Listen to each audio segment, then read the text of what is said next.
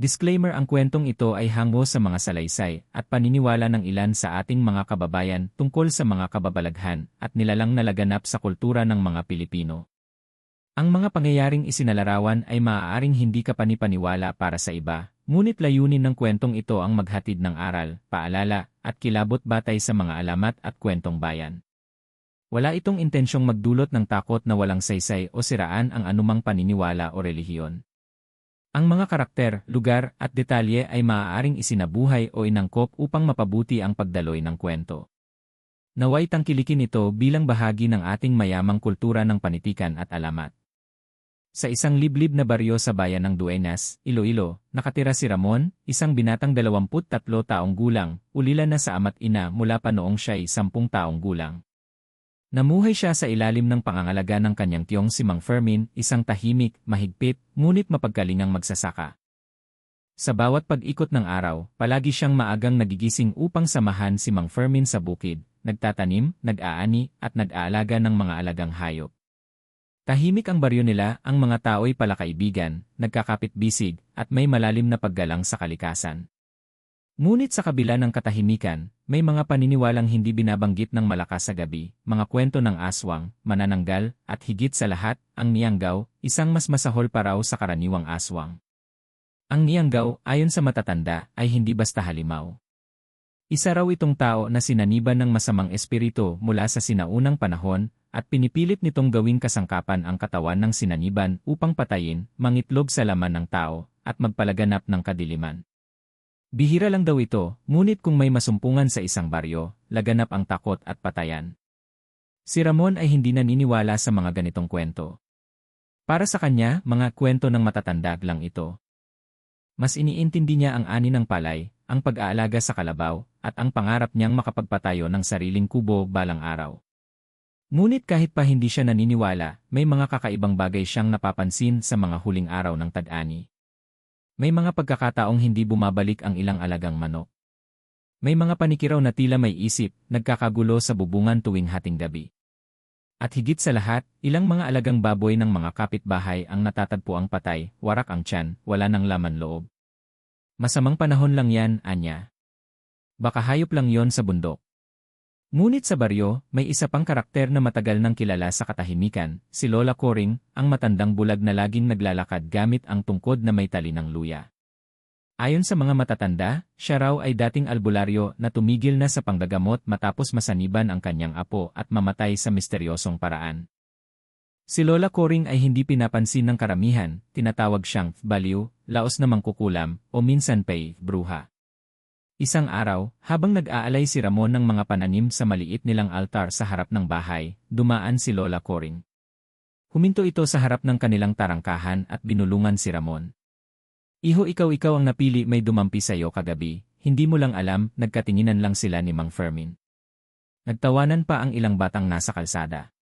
Pabayaan niyo na po siya, tiyo. Guni-guni lang ni Lola, ani Ramon. Pero hindi naglaon, nagsimula na siyang managinip ng madugo. May bangungot gabi-gabi, tinig ng mga umiiyak na bata, ng matandang boses na nag-uutos ng kumain nile. Dumugo Magbago sa umaga, hindi niya maipaliwanag ang rami ng pawis niya, ang mga hiwa sa kanyang braso, o kung paanong may mga patak ng dugo sa labas ng bintana nila. Kahit ang kalabaw nila, bigla na lang ayaw siyang lapitan. May kakaiba sa'yo, Ramon, ani Mang Fermin.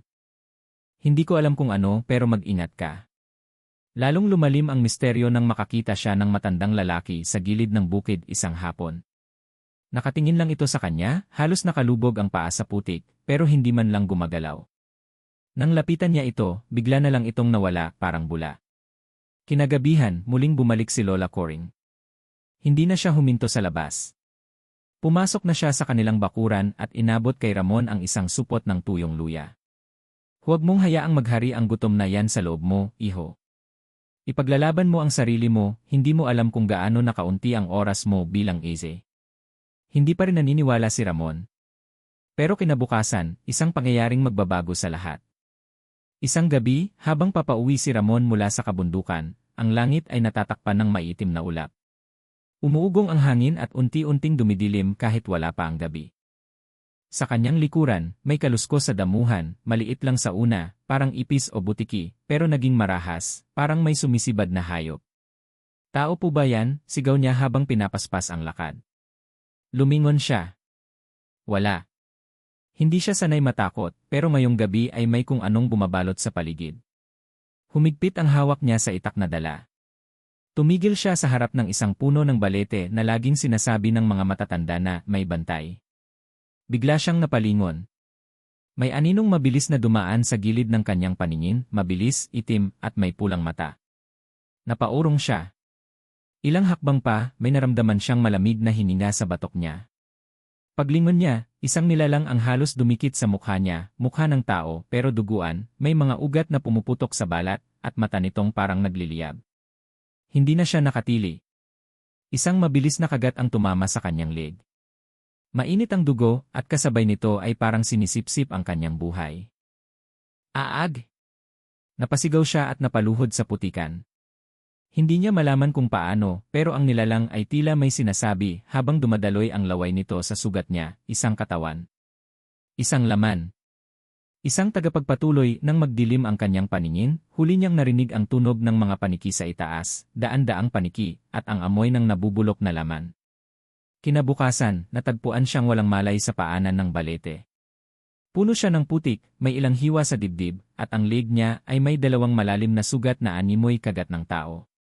Ipinauwi siya ni Mang Fermin at pinilit na gamutin ang mga sugat gamit ang dahon ng bayabas at langis, pero ayaw magsara ang sugat. Sa mga sumunod na araw, nagsimula ang kakaibang pagbabago, nawawala ang kanyang gana sa kanin at ulam, pero gustong-gusto niya ang amoy ng dugo.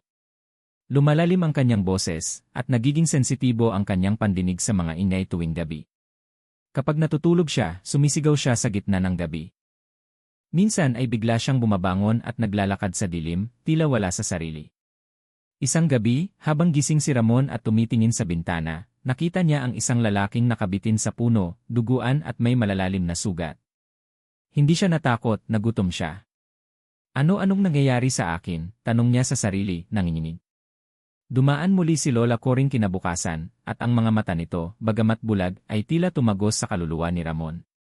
Hindi pa huli ang lahat. Pero kailangan mong harapin ang totoo, may halimaw sa loob mo. Tinawanan lang siya ni Ramon. Bruha ka talaga, Lola. Wala akong sakit. Pero pagdating ng gabi, habang siya ay nasa banyo, nakita niya ang sarili sa salamin, pumuti ang mata niya, nangingitim ang gilid ng labi, at tila may lumalabas na usok mula sa bibig niya. Hindi to normal, hindi to ako. Sa sumunod na gabi, nagdilim muli ang paligid. Bumalik siya sa lugar ng balete, hindi dahil gusto niya, kundi parang may humahatak sa kanya. Sa mismong ilalim ng punong iyon, parang may bumubulong. Kumain ka. Mamuhay ka. Isuko mo ang katawang yan sa amin. At sa isang iglap, nawala ang ulirat ni Ramon. Ilang araw siyang hindi makita. Si Mang Fermin ay nagsimula ng mag-alala at humingi ng tulong sa barangay. May ilang nagsasabing nakita raw siya sa gubat, hubad, duguan, at parang baliw na tumatawa. Ang iba'y nagsasabing pinatay na siya ng aswang. Ngunit isang gabi, may kumalabog sa pinto ni Lola Coring. Pagbukas ng matanda, naroon si Ramon, duguan, umiiyak, nanginginig, at paulit-ulit na sinasabi, Lola, tulungan niyo ako, may halimaw sa loob ko. Nakaupo si Ramon sa sulok ng maliit na kubo ni Lola Coring, nanginginig, pawis na pawis, at tila wala sa sarili. Sa ilalim ng liwanag ng kandila, makikita sa kanyang balat ang mga ugat na nangingitim. Namumula ang mga mata niya, at ang kanyang hininga ay malalim, parang hayop na gutom. Lola, anong nangyayari sa akin? Tanong niyang paos, habang pinipigilan ang pag-ubo. Ngunit ang iniluwa niya ay dugo. Tumango si Lola Coring, at sa unang pagkakataon ay inamin sa kanya ang matagal nang itinatagong lihim ng baryo. May 5 uri ng aswang, pero ang niyanggaw ang pinakamalubha, dahil ito ay hindi lamang halimaw. Isa itong espiritong sinumpa mula sa sinaunang panahon, at bumabalik sa mundong ito sa pamamagitan ng pagsanib sa katawan ng tao. Kapag nakagat ng niyanggaw ang isang tao, unti-unti nitong kinakain ang pagkatao ng biktima, hanggang sa ito mismo ang maging bagong tagapagmana ng kasamaan. Iyan ang nangyari sa iyo, Ramon, sabi ni Lola Coring. Hindi ikaw ang pumili pero pinili ka. Sa mga sumunod na araw, si Ramon ay nagsimulang makaramdam ng kakaibang sensasyon sa kanyang katawan, hindi na siya tinatablan ng lagnat o sakit. Nakakarinig siya ng mga boses kahit walang tao. Nakakakita siya ng mga anino sa paligid na hindi nakikita ng iba. Sa bawat pagdaan ng araw, lumalakas ang kanyang pakiramdam ng pagkauhaw sa dugo. Sa isang insidente, habang tumutulong siyang magpakain ng mga alagang hayop ni Mang Fermin, nasugatan ng konti ang isang kambing. Pagdampi ng dugo nito sa ilong ni Ramon, nanginginig siya sa matinding pagnanasa. Napapikit siya at halos kagatin ang hayop, ngunit pinigilan niya ang sarili. Hindi ako halimaw, hindi ako ito. Ngunit alam niyang may bahagi sa kanya ang gusto nang kumawala. Isang gabi, habang natutulog si Ramon sa kanilang kubo, nagising siya sa kakaibang panaginip, nakatayo siya sa gitna ng sementeryo, nakapalibot sa kanya ang mga taong patay, lahat duguan, may mga butas ang dibdib, at paulit-ulit na sinasambit. Isa ka sa amin, isa ka na ngayon. Pagkagising niya, tumayo siya at nakita ang kanyang sarili sa salamin, ang kanyang mga mata ay pulang-pula, ang kanyang mga kuko ay matutulis, at ang kanyang balat ay tila naninilaw. Ano to, ano nako? Napatakbo siya palabas, humahango sa madilim na daan ng baryo. Ngunit ang mga taong masalubong niya ay nagtataka, natatakot. Ang matandang si Aling Maring ay napasigaw, Diyos ko! Halimaw ka na, Ramon! Doon nagsimula ang tsismis sa buong baryo. May ilan nang nakakita kay Ramon na naglalakad sa bubong ng bahay sa 10 oras ng gabi. May mga batang nagsabi na nakita nilang nagtatago ito sa ilalim ng puno habang kinakain ang isang manok ng buo, buhay pa. Ang iba'y naniniwalang sinapian siya, at may ilang kapitbahay na gustong siyang palayasin o saktan. Pero pinigilan ito ni Mang Fermin. Sa kabila ng takot, pinanindigan niyang si Ramon ay hindi masamang nilalang. Anak ko na ang turing ko sa kanya, lalaban kami. Sa kalagitnaan ng kanyang pagbabago, isang gabi ay dinala siya ni Lola Coring sa likod ng kanyang kubo, sa isang lumang silong ng babaylan na kinugkob na ng mga damo at ugat. Doon niya ipinakita ang isang sinaunang aklat ng ritual, kasabay ng isang kahon na puno ng tuyong luya, asin, at ugat ng anting-anting. May paraan para mapigilan ang paghulma ng espiritu sa katawan mo. Pero kailangan mo ng lakas ng loob at ng panlaban sa gutom. Ito ang papel ng luya. Ipinaliwanag ni Lola Coring na ang luya ay hindi basta pampabango o panluto, ito'y isa sa mga pinakaunang halamang sagrado ng mga babaylan. Kapag itinapal sa sugat ng niyanggaw, ito ay parang apoy na tumutunaw sa bisa ng espiritu. Ngunit kailangan ding uminom ng pinakuluang luya araw-araw upang pabagalin ang pagkalat ng espiritu sa loob. Simula noon, araw-araw ay pinapainom si Ramon ng serbesa ng pinakuluang luya. Sa una, nasusuka siya. Parang sinusunog ang lalamunan niya. Pero kalaunan, naramdaman niyang gumagaan ang ulo niya, nababawasan ang gutom niya sa dugo, at unti-unting naaalala niya ang sarili niya bilang tao. Ngunit sa kabila ng maliit na pag-asa, patuloy ang paglakas ng niyanggaw sa kanyang loob. Sa isang gabi ng kabilugan ng buwan, habang siya ay nag-iisa sa bahay, bigla siyang nagdilim ang paningin. Pagkatapos ng ilang oras, nagising siya sa labas ng baryo, may hawak na duguan at warak na damit ng bata. Hindi niya alam kung siya ba ang pumatay. Hindi. Hindi Daiki, sigaw niya habang umiiyak. Dito na niya napagtanto na hindi sapat ang luya, kailangan niyang hanapin ang pinagmula ng espiritu at putulin ang sumpa. Habang tumitindi ang mga sintomas ng pagiging niyanggaw ni Ramon, lalo siyang nababalot ng takot at pangamba. Hindi sapat ang serbesa ng luya para lubos na pigilan ang gutom sa dugo. Ramdam niya na tuwing sasapit ang gabi, tila may nag-uutos sa kanyang utak, mga tinig na malalim, mabigat at masama. Isa sa mga tinig ay tila laging inuudyok siya, magpatuloy ka maging isa sa amin, ikaw ang susunod. Gamit ang kaunting lakas ng loob, bumalik si Ramon kina Lola Coring upang itanong kung may iba pa siyang dapat malaman, isang huling paraan upang mailigtas ang sarili. Lola, may mas malakas pa bang panlaban? Hindi ko nakakayanin kapag muling nangibabaw ang halimaw sa loob ko. Tahimik si Lola Coring bago siya humugot ng malalim na buntong hininga. Pinapasok niya si Ramon sa kanyang silid, isang lugar na matagal nang hindi pinapapasok ni Numan. Nandoon ang lumang altar, may mga palaspas, tuyong damo, langis, at larawang lumapa noong panahong Kastila. Sa gitna, isang itim at may kalawang na kahon na yari sa sungay ng Kalabaw, inukitan ng mga lumang baybayin. Hindi ako palaging albularyo, Ramon. Ako'y naging tagapagmana ng sinaunang kaalaman, pero may isang sikreto akong matagal ko nang tinatago sa baryong ito. Iyan albularyong sinanib ayon kay Lola Coring, noong kabataan niya, may isang banyagang albularyo na nanirahan sa baryo nila. Ang lalaki ay may kakaibang galing, napagaling niya ang may sakit na hindi kayang gamutin kahit sa ospital. Ngunit di nagtagal, nalaman ng ilang matatanda na hindi ito basta tao, isa siyang tagapagdala ng espiritu ni Yanggao mula sa ibang bayan. Ang lalaking iyon, si Apu Garson, ay sinaniban ng espiritu, ngunit natutong kontrolin ito. Sa halip na maging halimaw, ginamit niya ito upang manggamot at sipsipin ang karamdaman mula sa katawan ng tao, ngunit kapalit nito ay binabayaran siya ng buhay o kaluluwa. Isang gabi, ayon kay Lola Coring, bumagsak ang mga baboy, manok, at maging mga sanggol sa baryo, bigla na lang nanlambot, namatay, at warak ang mga bituka. Ang lahat ay pinaniniwala ang gawa ng Yanggao ni Apu Garson. Dahil dito, pinalibutan siya ng mga babaylan at sinumpa. Isinara ang kanyang espiritu sa isang kahong itim, isinilid sa loob ang kanyang mga kuko, buhok, at alahas, at itinapon sa ilalim ng balete kung saan siya huling nakita. Ang kahon na ito ang susi, Ramon. Kung saan nandoon ang pinagmulan, doon mo rin ito dapat tapusin. Sa kabila ng pangamba, pumayag si Ramon. Pinasuot siya ni Lola Coring ng tali ng luya sa leeg, may bahagyang langis na may amoy ng ilang-ilang, at binigyan siya ng maliit na bote ng pinaghalong langis, katas ng dahon ng sambong, at dugo ng puting manok. Isang patak lang kapag dumarating ang gutom. At huwag na huwag kang lalaban sa gabi ng kabilugan ng buwan, dahil doon pinakamatindi ang kapangyarihan ng espiritu. Gabi ng misyon, gabi na nang magtungo si Ramon sa pusod ng kagubatan, kung saan naroroon ang puno ng balete, ang lugar kung saan siya unang kinagat, at kung saan ibinaon ng mga babaylan ang kahon ng espiritu. Dala niya ang itak ng ama niyang magsasaka, ilang piraso ng kandila, at ang kahon mula kay Lola Coring. Sa bawat hakbang sa gubat, ramdam niya ang bigat sa katawan. Lumalakas ang bulong sa kanyang tainga, may tila mga mata sa dilim, at sa bawat paghinga ay napapaso ang dibdib niya. Pagdating sa balete, bumuka ang lupa. Lumindol. Bumigat ang hangin. At saka lumitaw ang anino ni Apu Garson.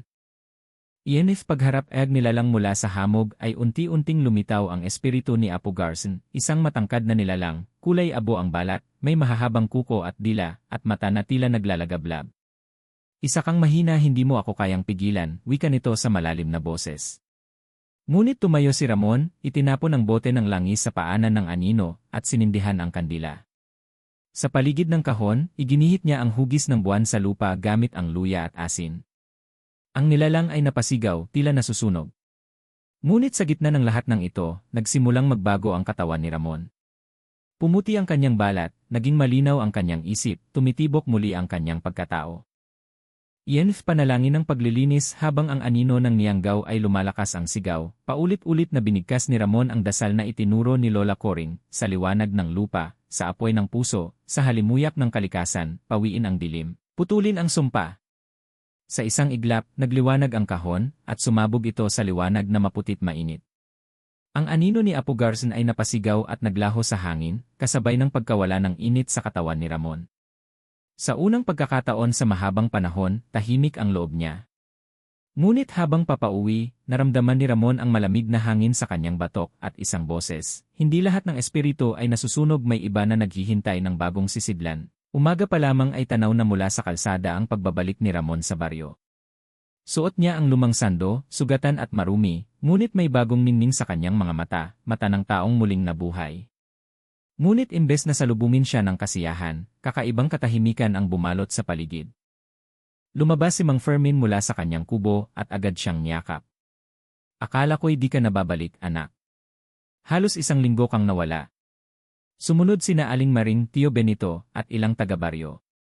Ngunit imbes na may ngiti, pag-aalinlangan at takot ang nangingibabaw sa kanilang mga mukha. Hindi na si Ramon ang nakikita nila, kundi ang dating Ramon na inakalang sinapian.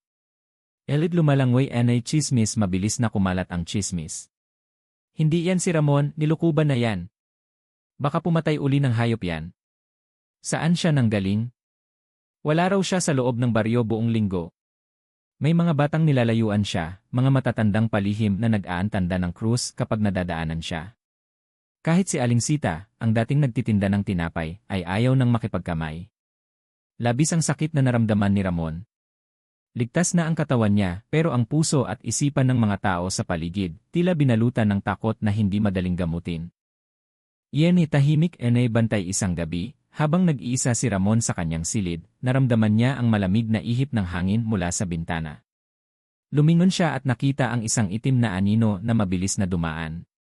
Hindi na ito ang espiritu ng niyanggaw, iba na ito. Parang tao pero walang mukha. Kinabukasan, nagtungo siya kay Lola Coring upang itanong kung ito ay parte pa ng sumpa.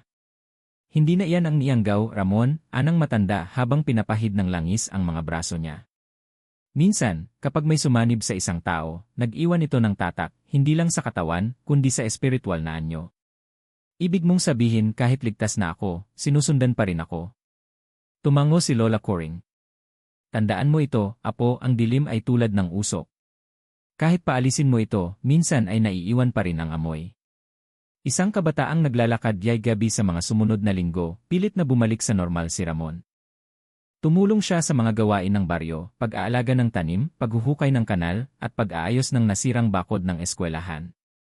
Ngunit isang gabi, isang bata, si Benjo, 7 taong gulang, ay nawalang parang bula. Huling nakita raw ito sa gilid ng ilog, kasama ang isang lalaki na maputi, nakatingin sa langit. Biglang nagduda ang mga tao.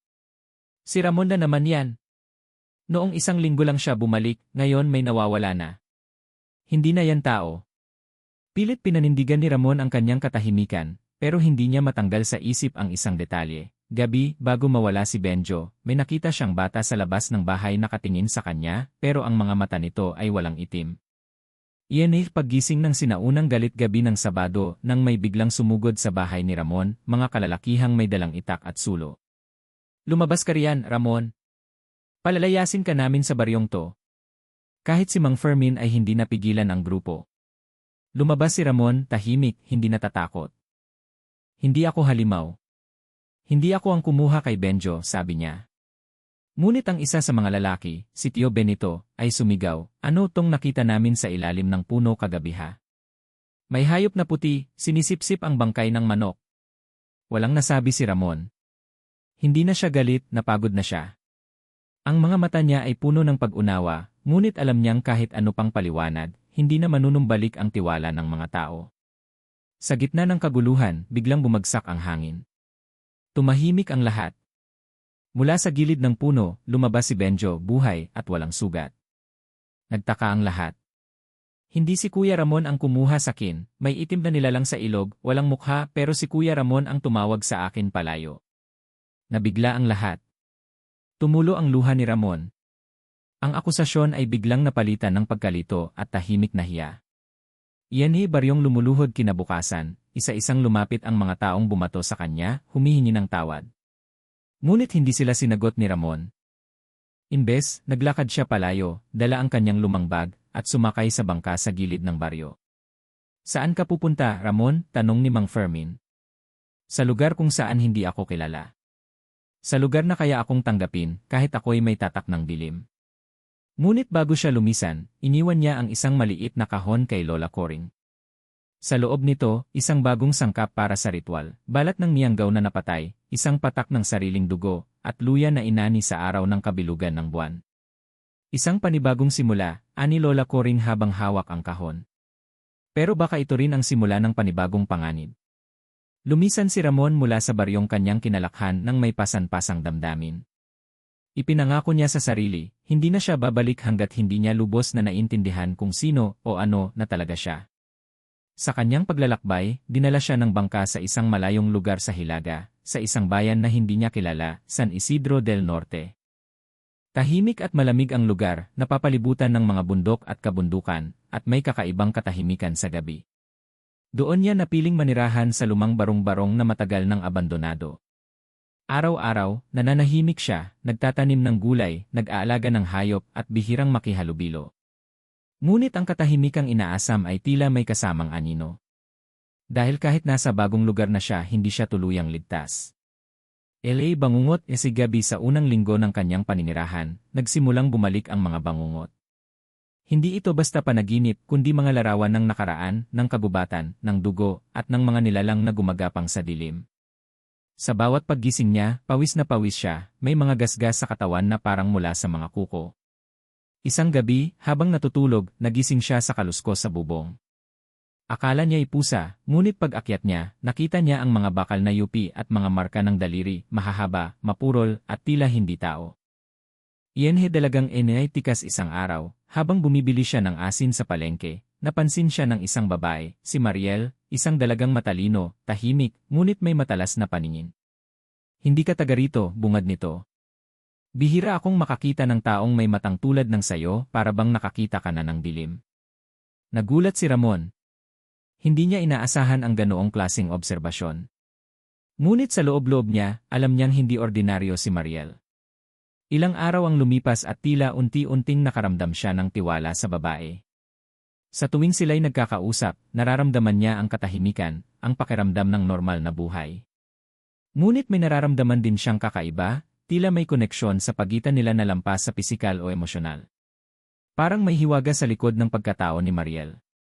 Yan lumang simbahan, si gubat isang gabi, inaya siya ni Mariel na samahan siya sa isang lumang simbahan sa gitna ng gubat. Ayon sa kanya, ito ay dating tahanan ng mga babaylan bago pa dumating ang mga Kastila. Pagkarating nila roon, natuklasan ni Ramon ang isang altar na may mga ukit ng nilalang na tulad ng niyanggaw, may mahahabang kuko, mapurol na ngipin, at dila na umaabot sa tiyan. Ano to? Tanong ni Ramon. Ito ang altar ng mga bantay, sagot ni Mariel. Sila ang sinaunang tagapagtanggol laban sa mga nilalang ng gabi. Ngunit hindi lahat ng bantay ay tao, ang ilan sa kanila, dating halimaw. Iyan pag-alingaw-ngaw ng kahapon, habang hawak ni Ramon ang isa sa mga ukit, bigla siyang tinamaan ng pananakit ng ulo. Umalingaw-ngaw sa kanyang tenga ang sigaw ng daan-daang tinig. Muli niyang nakita sa alaala ang mukha ni Apo Garson, ang niyanggaw na nilabanan niya noon. Ngunit ngayon, ibang mensahe ang narinig niya, hindi ako tuluyang nawala, Ramon. Bahagi na kita. Bumagsak siya sa lupa, nanginginig. Ngunit si Mariel ay hindi nagulat. Hinaplos niya ang noo ni Ramon at nagbuntong hininga. Ang katawan mo ay ligtas pero ang kaluluwa mo ay nilagyan na ng binhi ng kadiliman. Kaya ka pa rin sinusundan. Iyan pagpapakilala ni Mariel kinabukasan, isiniwalat ni Mariel ang kanyang lihim, ako'y inapo ng isang babaylan. May tungkulin akong hanapin at gabayan ang mga nilalang na tulad mo, mga taong ginapos ng dilim ngunit nagpilit bumangon. Ipinakita niya kay Ramon ang isang lumang kwaderno na naglalaman ng mga kwento ng niyanggaw sa iba't ibang lugar. Sa bawat pahina, may larawan ng mga taong sinaniban ngunit bumangon muli. Ikaw ang ika-negatibo siyam sa listahan, sabi niya. Anong ibig sabihin niyan? Tanong ni Ramon. Ang ika-siyam na sisidlan. Ang sinasabing bantay halimaw sa propesya ng mga babaylan. Ang isa na makakatuklas kung paano balansihin ang dilim at liwanag sa loob ng kanyang pagkatao. Iyan nagbibilang si gabi habang pinoproseso ni Ramon ang lahat, sunod-sunod na kakaibang insidente ang nangyari sa bayan ng San Isidro, mga manok na nawawala, baboy na nahahati sa gitna, at isang matandang nakita raw nakikipag-usap sa sarili sa gitna ng dilim. Muli na namang bumalik ang takot, pero hindi na kay Ramon. Ngayon, ibang nilalang na ang pinaghihinalaan. Si Mariel ay lalong naging mapagbantay. Araw-araw ay sinusundan nila ang mga bakas, at unti-unti nilang napagtanto, may isa pang niyanggaw sa bayan. At ang mas malala, hindi ito halimaw na nagtatago. Isa ito sa mga matataas na tao sa pamahalaan ng bayan. Pagkatapos ng ilang linggo ng pagmamasid at pagsusuri, nakumpirma ni Ramon at Mariel ang kinatatakutan nilang hinala, may isa pang niyanggaw sa bayan. Ngunit hindi ito gaya ng mga nilalang na nabanggit sa mga kwento ng matatanda. Ito ay matalino, tahimik, at malapit sa kapangyarihan. Ang ikalawang nilalang ay si Kapitan Emilio, ang pinagpipitagan ng leader ng San Isidro del Norte.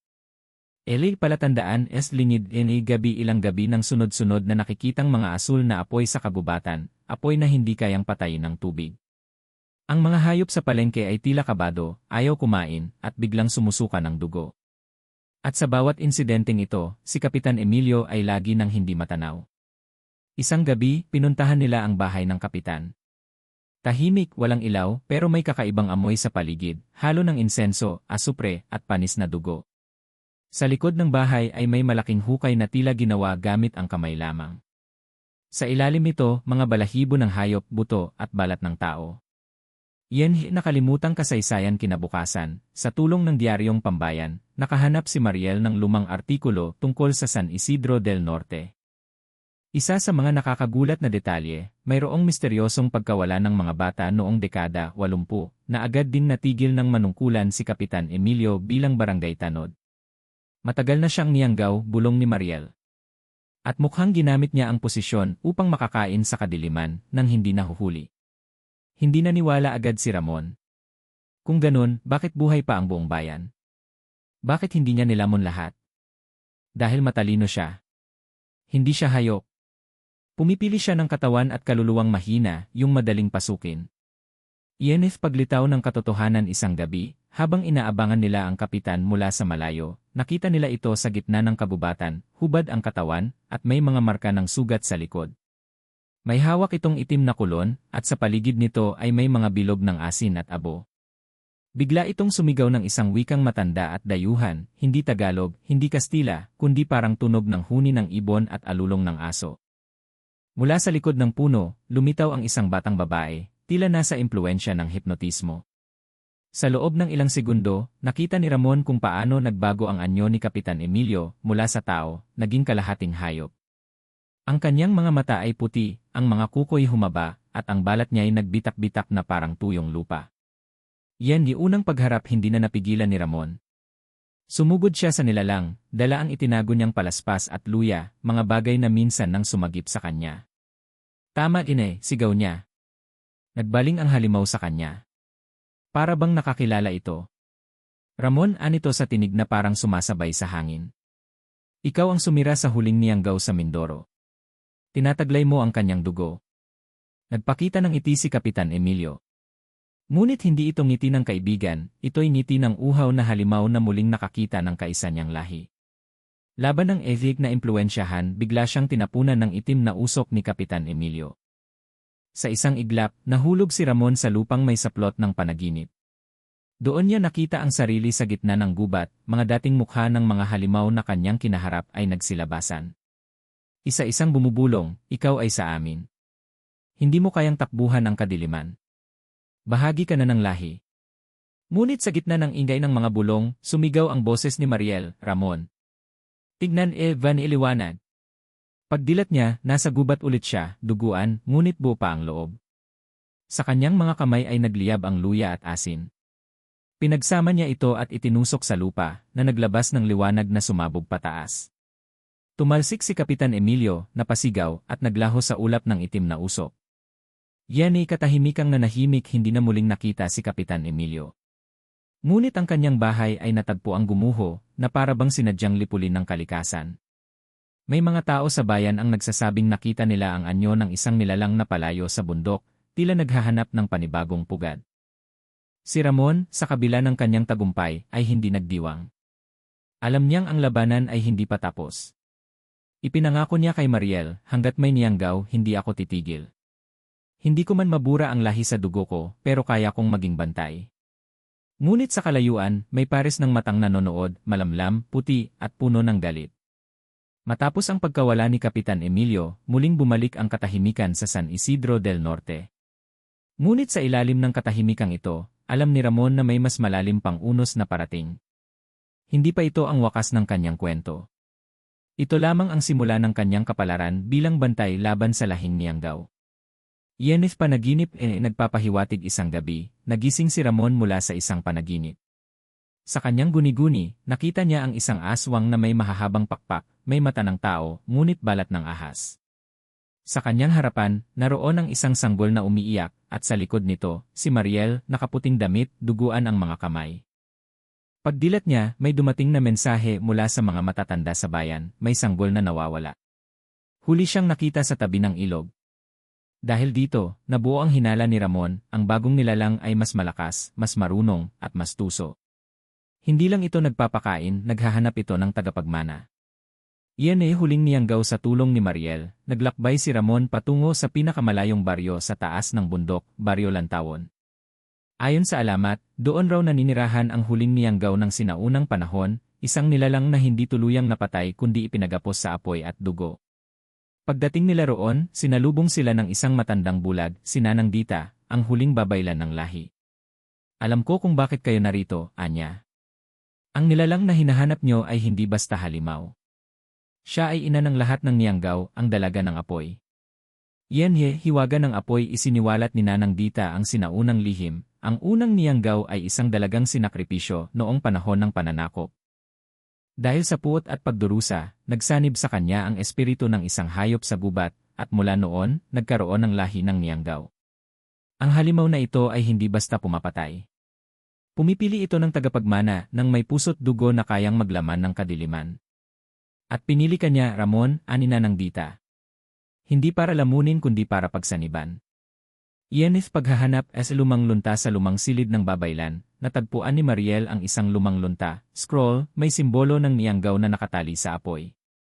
Dito nila natutunan ang ritual upang i-exorcise ang Nianggaw sa kanyang piniling katawan. Ngunit may babala, kung mahina ang loob ng sinasaniban, tuluyang mamamatay ang kaluluwa at papalit ang halimaw. Kung malakas, mamamatay ang halimaw ngunit kasama ang kanyang alaala. Ibig sabihin, kung papasok sa ritual si Ramon, hindi na siya magiging gaya ng dati. Mawawala ang bahagi ng kanyang pagkatao.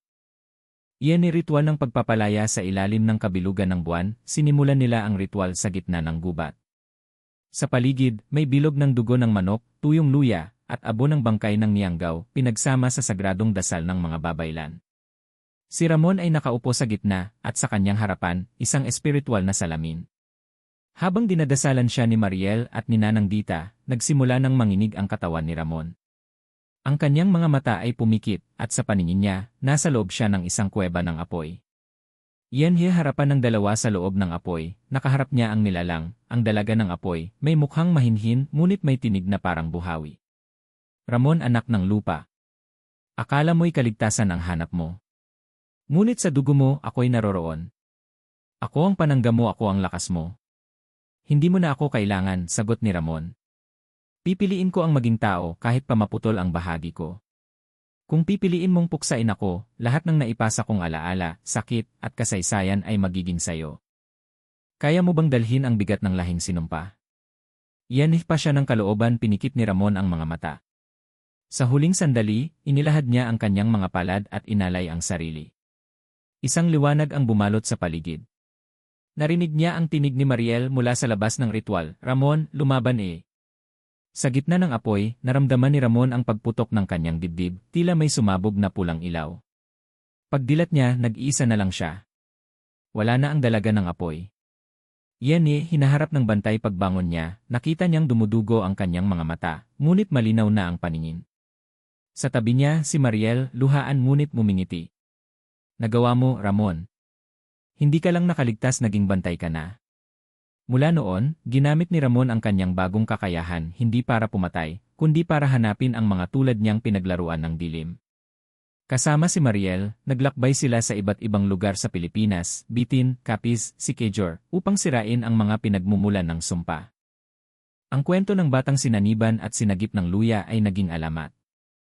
At sa gabi ng kabilugan ng buwan, kung makakarinig ka ng huni ng ibon na tila umiiyak, alalahanin mong may bantay sa dilim. Hindi halimaw. Hindi rin tao. Isa siyang Ramon ang nagpasya na harapin ang anino upang iligtas ang liwanag. 7.